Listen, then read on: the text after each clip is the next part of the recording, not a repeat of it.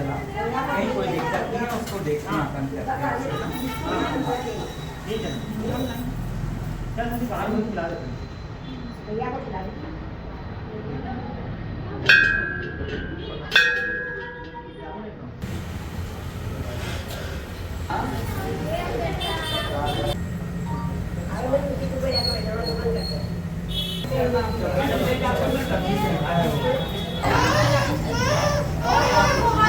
जय श्री राम। सभी भक्तजनों को श्री हरेली त्यौहार एवं शनि जयंती के जन्म उत्सव की हार्दिक शुभकामनाएं। आज शनि मंदिर प्रांगण में श्री शनि जी का प्रथम पहर श्री 4 बजे श्री शनि जी का तेल अभिषेक का कार्यक्रम किया गया। उसके उपरांत भगवान शनि जी का हवन पूजा महाप्रसादी का वितरण किया गया।